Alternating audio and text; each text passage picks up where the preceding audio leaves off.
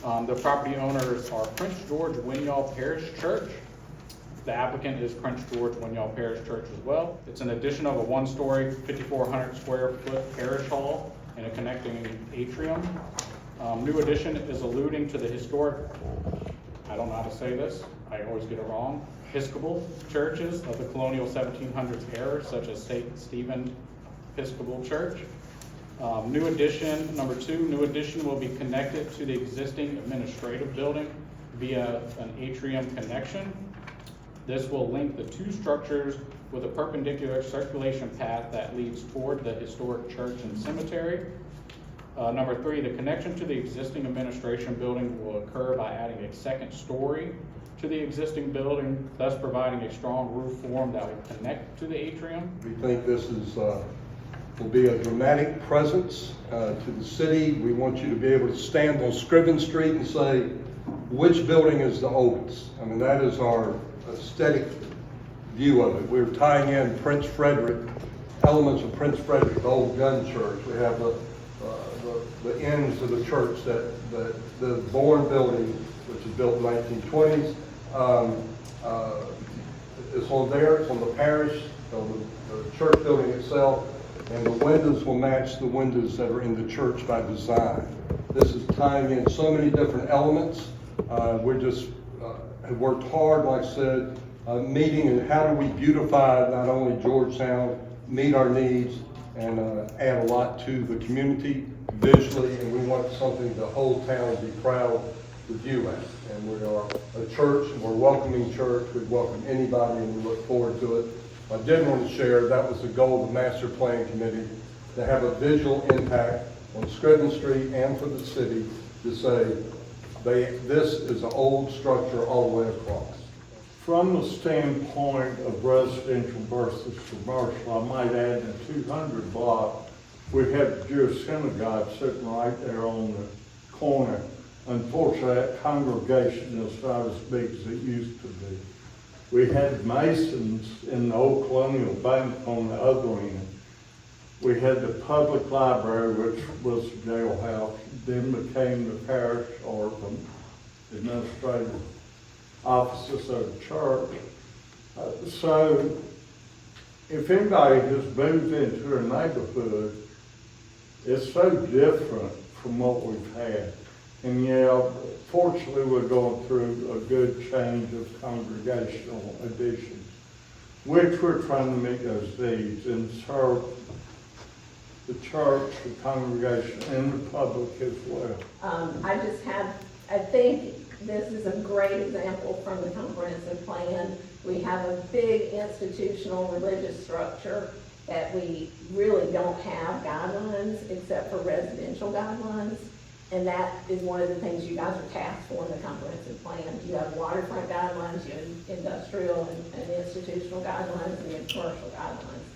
And I really feel like this project is a massive impact on Georgetown, and for people to not jump up and down once people start breaking ground, I think this is a workshop scenario for you guys.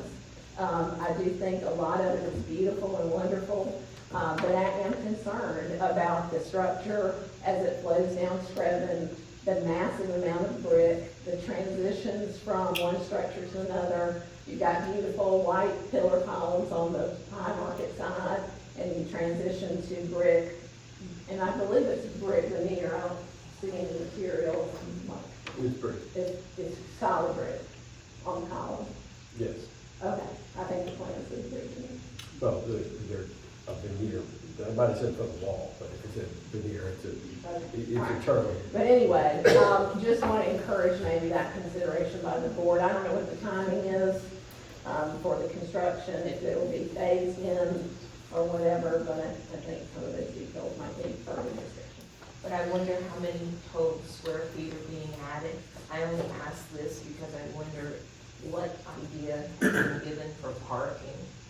And then I also wonder about the amount of bathrooms and kitchens, and living in the historic district, I wonder if water consumption and whatnot will be considered. I also look at the second floor of adding to an existing structure and wonder about the viability of doing that. The other thing that comes to mind when I look at it is the garage. It doesn't seem to me that the garage is really significant enough to be a part of a project for the historic district. I'm Bill Dorr. I've lived in Georgetown all my life. I'll be 90 years old in March. I think it's going to be a great addition to the city of Georgetown.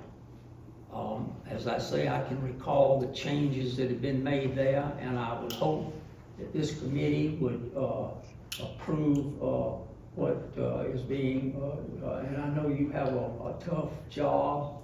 I know there's a lot of regulations. I can't think of anything worse than being on a zoning committee, more controversial. But anyway, I would hope that this committee would look at the work that Mr. Walker has done and would ultimately approve it.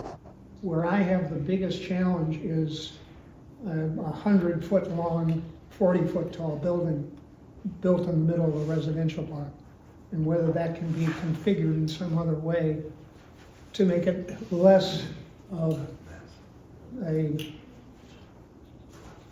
giant stamp, if you will. I have some concerns also.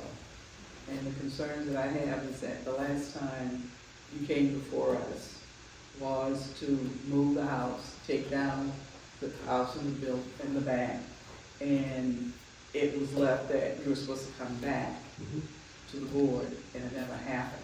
The next thing we knew was that you said we had the approval, the house was moved, the building was taken down. So that's just my concern about approving something that is a concept. I'm not opposed to the parish hall, and frankly, I'm not that opposed to the overall design. I am fundamentally opposed to having a barn roof in the middle of a residential block, because it looks to me, that's a standing seam roof, everything else is shingle roof. It's a red barn roof. And that's just it screams at the street. Well, there is one, same roof on Prince Street. So Well, we do have- and the barn building, which has got the same we do have- ends, has got a peak roof.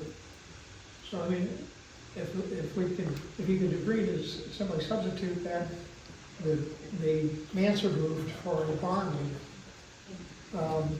for a steep roof, shingle, I'd be much more comfortable giving you preliminary approval. And that doesn't change the fundamental, it just softens I don't know if the we're, impact on the street. yeah, I don't know if we're getting into personal preference, which the board should not get into. You know, this is guidelines, we're about guidelines. Well, mine is in part, you've got a roof line that's been run from High Market going straight back, and then suddenly it comes to a screaming halt with a 40-foot tall brick wall, and then continues on to something different. What would be the difference in just continuing that line, same logic, same direction, and just continue the roof line out to the end of the structure? Then I make a motion to approve this as preliminary design with the understanding that they will return a second time for a final design review and a third time for a detailed review. I'd second that. As per all the sections of the guidelines, Yeah, that's the entire book. referenced by staff in their report. I second that.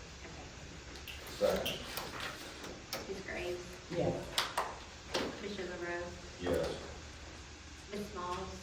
Yes. Mr. Sis? Yes. Mr. Vernon? Yes. Mr. Taylor? Yes. Ms. Ross? Yes. Thank you for figuring this out.